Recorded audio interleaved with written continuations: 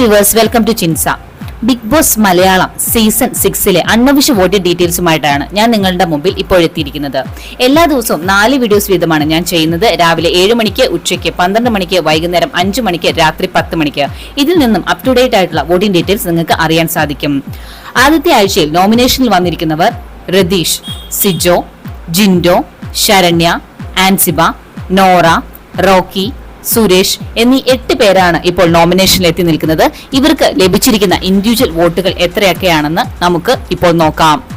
ഇന്ന് മാർച്ച് 13, 2024 ഉച്ചയ്ക്ക് 12 മണിക്കുള്ള അൺഒഫീഷ്യൽ വോട്ടിംഗ് ഡീറ്റെയിൽസ് ആണ് നിങ്ങൾ ഇപ്പോൾ ഈ ചാനലിലൂടെ കണ്ടുകൊണ്ടിരിക്കുന്നത്.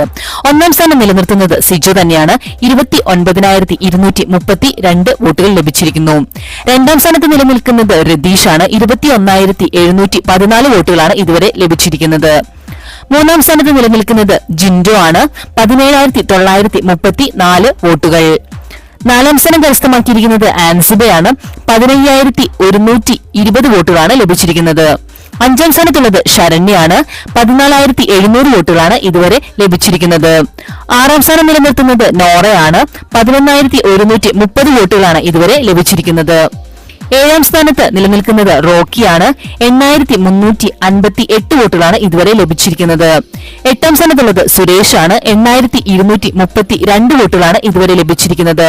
ഇപ്പോഴത്തെ അവസ്ഥ വെച്ച് നോക്കുകയാണെങ്കിൽ ഏറ്റവും കുറവ് വോട്ടുകളുമായി നിലനിൽക്കുന്നത് നോറ, അതുപോലെ തന്നെ സുരേഷ് എന്നിവരൊക്കെയാണ്. അതുപോലെ റോക്കി എന്നിവരാണ്.